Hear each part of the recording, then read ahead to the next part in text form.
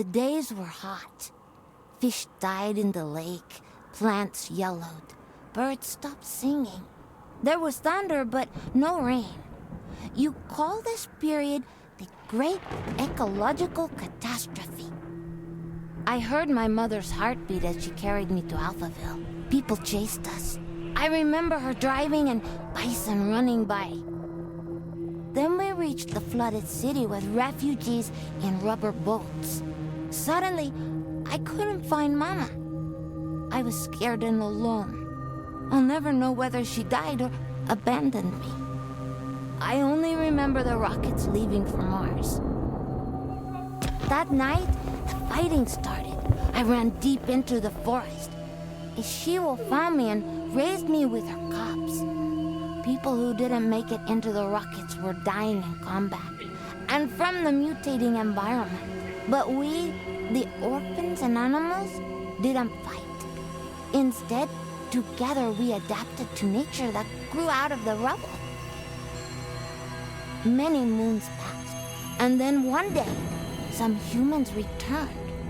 They called themselves Martians.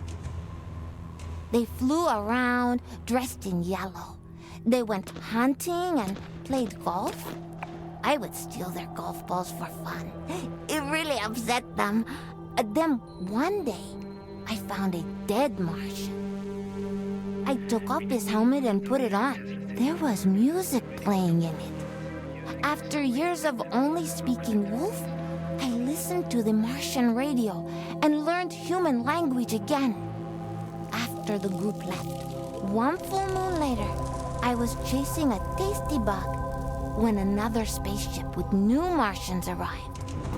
It soon became clear they were trouble.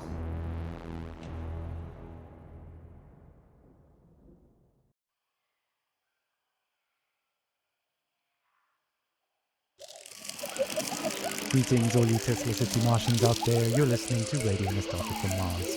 The show for those who miss a morning run in the park, slurping minestrone soup, sailing with the wind in their hair, singing in unison with thousands of people at a music concert, or smelling the coming rain. In other words, a show for the long lost day of Earth.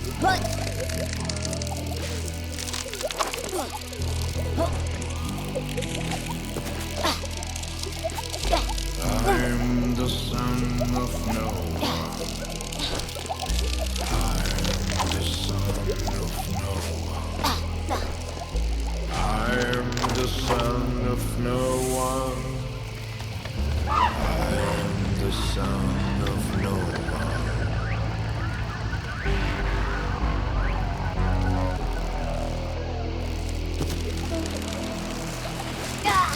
Mutants of tomorrow. I got no time for sorrow. I found becoming a stag, antlers with no yellow tag. Collecting my own devices, used to permanent crisis. Without race, without creed, I am pure spiritual speed.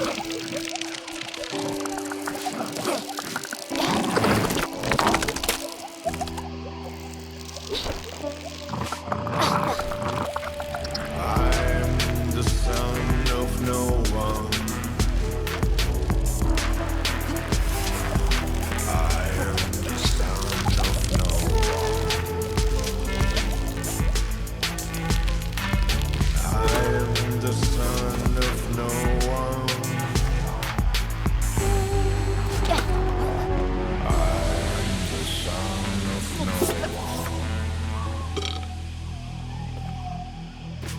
Don't pity this orphan. I'm a bundle of endorphin. This bastard will overcome even the Armageddon. Lungs and legs propel me. You cannot buy or sell.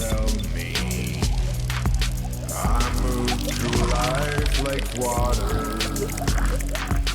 No one's son, no one's daughter. And the son of no one, the son of no one. I'm the son of no one. I'm the son of no one.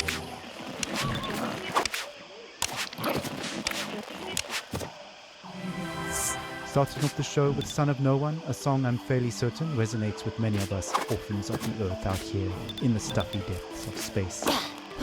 Speaking of stuffy air, please don't attempt to open portal windows to let some fresh air in. It's unbelievable that we have to mention this, but we're living in pressurized domes, people. Breathing recycled air is just the new normal. In totally unrelated news, the memorial of Baroness von Bullenship will be held in private, and the family asks gold diggers and puppeteers to stay away from the funeral ceremony being held in the Section C cafeteria at 7 p.m. Alright, on with the show.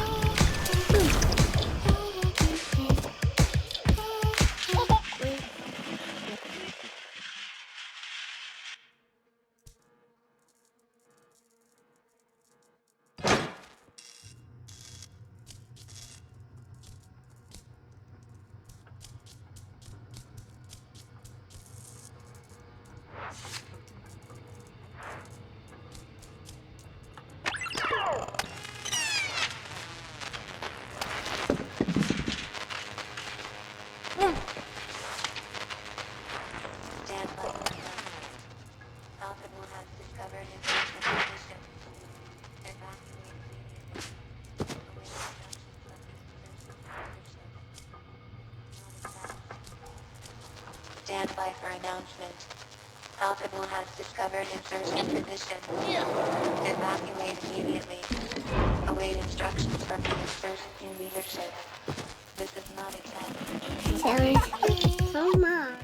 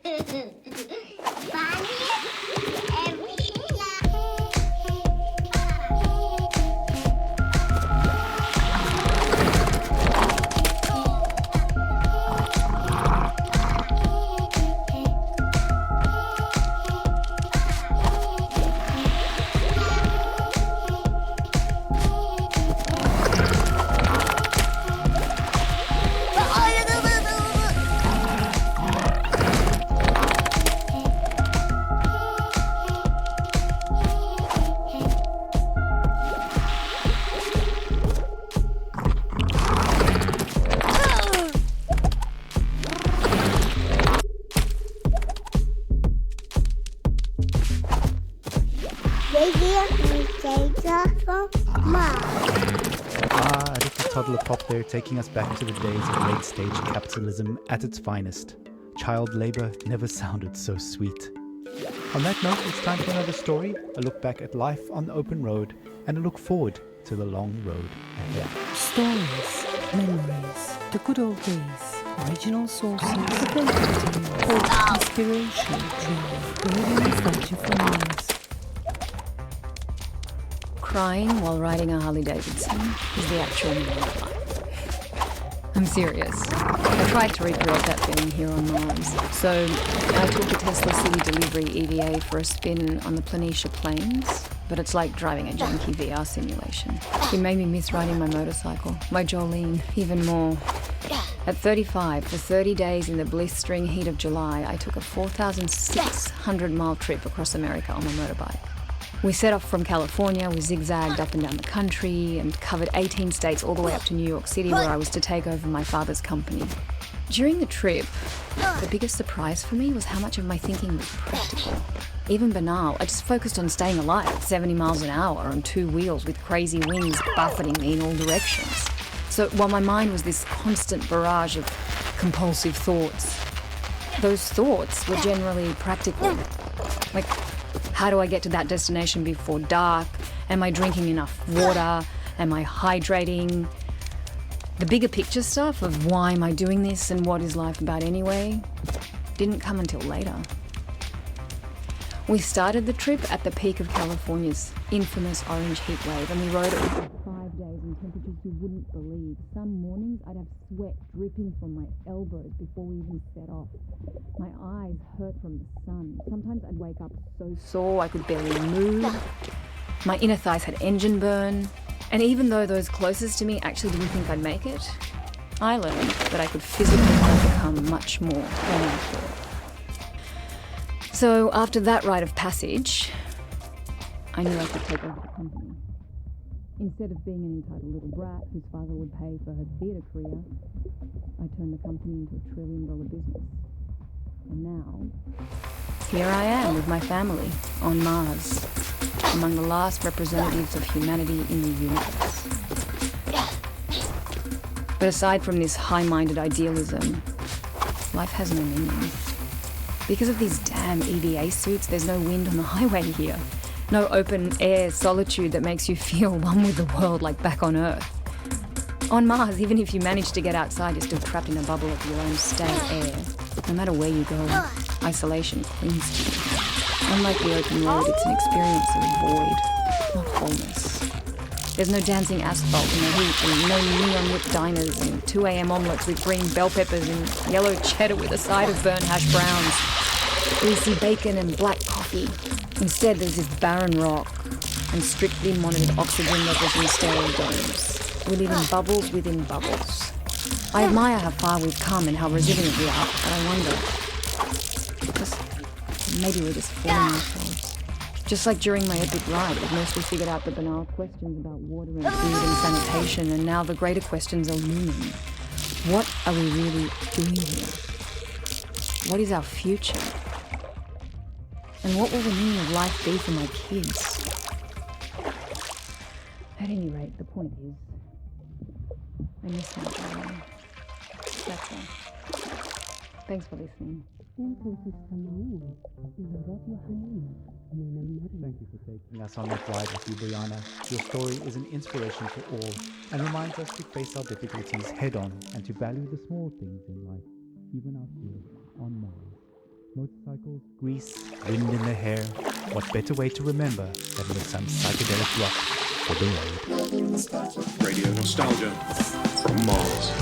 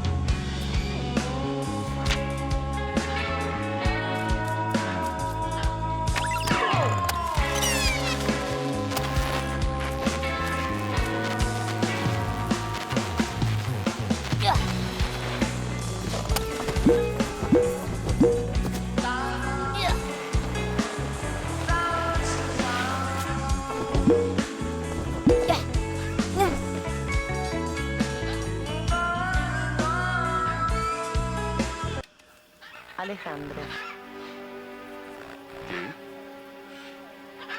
El bebé no es suyo.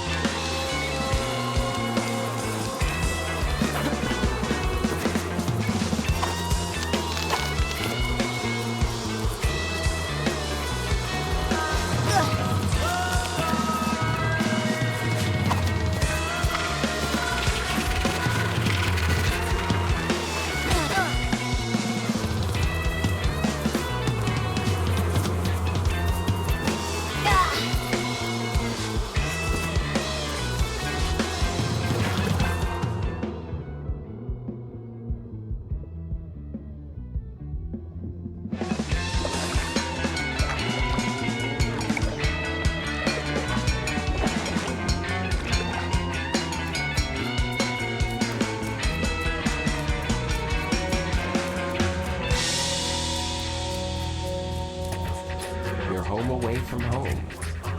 Live your nostalgia from Mars. Ah, blue skies, warm days, the long-lost summers are past on Earth. Will we ever return? Stay tuned for more on that.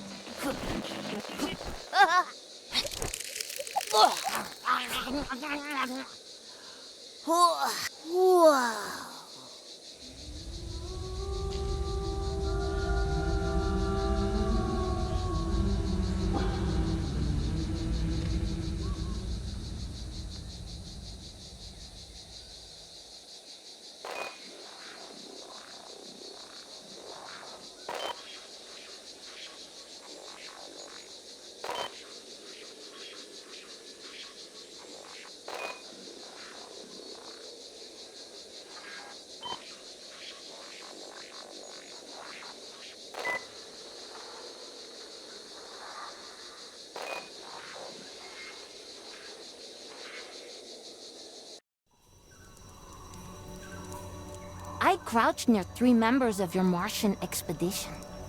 The rest of your group were out in the field. I hoped to make friends, but when you saw me, you froze, stopped picking plants and whispered among yourselves. You seemed very scared and confused, amazed that I could breathe without a suit. You rushed towards me, so I ran. You really thought you could hunt me down?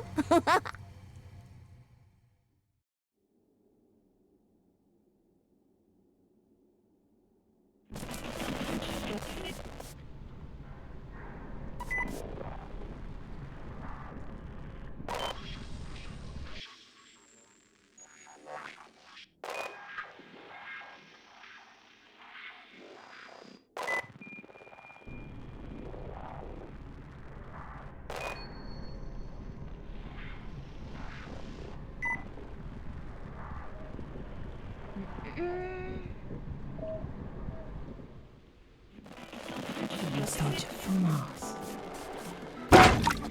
Hello all you Martians out there, it's time for another round of Radio Nostalgia from Mars. This Soul's episode is an energetic tour de force, nostalgia from the good old days. Buckle up, buckle down, and enjoy.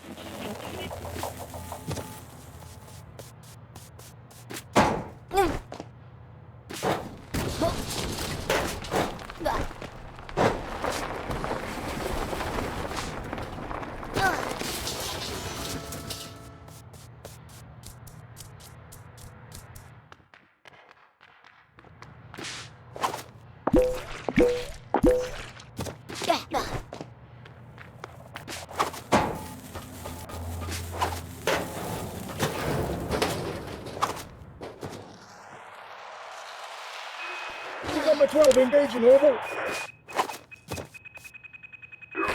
Over the quiet,